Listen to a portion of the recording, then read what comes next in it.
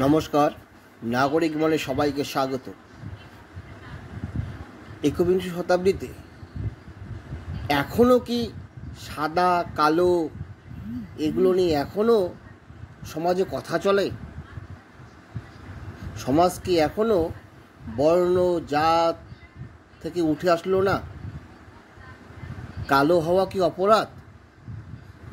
রিমিকা মুন্ডার আত্মঘাতী হওয়ার ঘটনার পর ক্রান্তি ব্লকের একাধিক স্কুলে বর্ণ বৈষম্যের ঘটনা সামনে আসছে। স্কুলের পরিবেশ অনেক পড়ুয়ার কাছেই আতঙ্কের।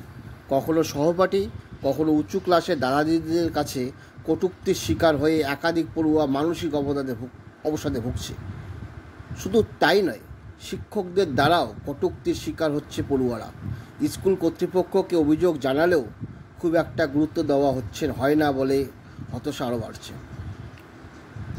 রাজারাঙ্গা পেন্দা মোহাম্মদ উচ্চ মাধ্যমিক বিদ্যালয়ের পড়ুয়াদের একটা বড় অংশ চা বাগানের পিছিয়ে পড়া এলাকার বাসিন্দা। অনেক প্রথম প্রজন্মের পড়ুয়া স্কুলে গিয়ে এই পড়ুয়াদের অনেকেই বর্ণ বৈষম্যের শিকার হচ্ছে। মাস দুই আগে কৈলাসপুর চা বাগানের ষষ্ঠ শ্রেণীর এক ছাত্রীর ক্লাসে কালো বলে উত্ত্যক্ত করা হয়। সেই ছাত্রীর কথায় গায়ের রং নিয়ে নানাভাবে আমাকে অপমান করা হতো, স্যারকে বলেও শুরু হয়নি। একই কথা জানিয়েছে দেবীপুর সোলাঘড়িয়ার বহু ছাত্রী।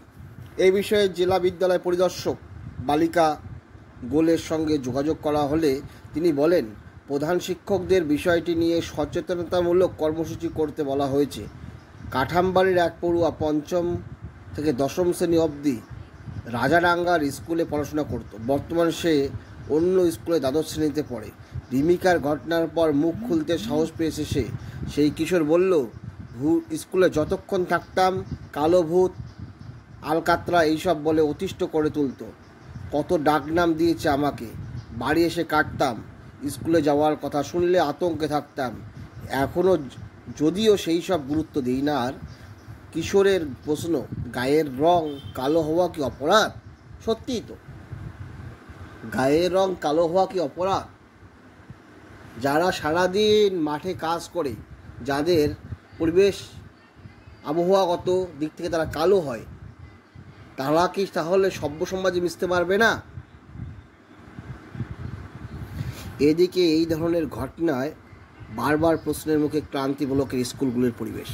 বর্ণ বৈষম্যের শিকার হওয়া শিশুদের মনে যে কী প্রভাব ফেলছে সেই খবর পরিবার বা স্কুল কর্তৃপক্ষ কেউই কি রাখছে?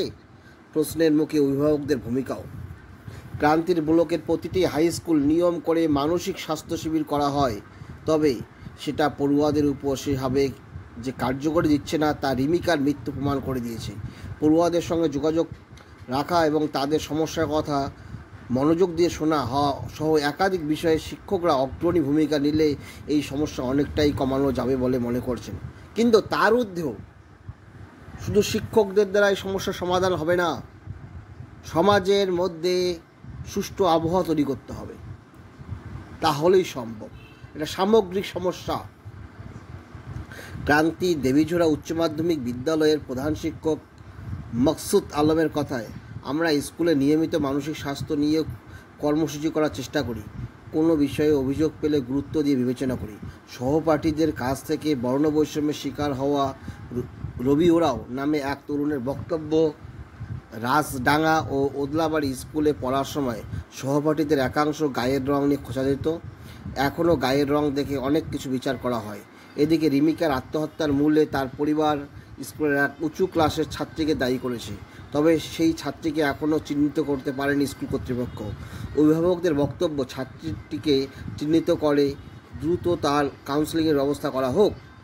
রাজডাঙ্গা পেন্ডা মোহাম্মদ উচ্চ মাধ্যমিক বিদ্যালয়ের ভারপ্রাপ্ত শিক্ষক শফিউল আলম বলেন, এই ঘটনা থেকে শিক্ষা নিয়ে আমরা আগামী দিনে কোনো ভুল করব না। তবে বেশ কিছু পদক্ষেপ করা হয়েছে। তবে এর আগেও ক্লাসে ক্লাসে পড়ুয়াদের সঙ্গে কথা বলতাম। ধর্ম বর্ণ নির্বিশেষে সকলেই আমরা মানুষ, এই শিক্ষা দেওয়া উচিত। শুধু ধর্ম বর্ণ না, জাতিগত হবে। এগুলো কিন্তু সামাজিক ব্যাধি। এই সামাজিক ব্যাধি থেকে মানুষ কবে উঠবে? মানুষের মধ্যে সচেতনতা কবে? সবার উপর মানুষ সত্য, তাহার উপর কেউ নেই। এই পৃথিবীতে মানুষ ক্ষুদ্র জীব, তার ব্যতিরেকে কিছু না।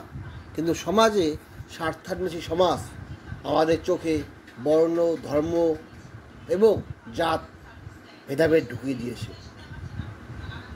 ভাবুন এর সুরাহা কবে? আপনারা কি মনে করেন এর সুরাহা কীভাবে পাওয়া সম্ভব? এর জন্য সামাজিক শিক্ষা খুবই দরকার। সমাজ যতদিন এই উন্নত এগুলো জাত পাত বর্ণ বৈষম্য থেকে মুক্ত হবে না, ততদিন স্কুলের গণ্ডিতে এগুলো থাকবে। ধন্যবাদ।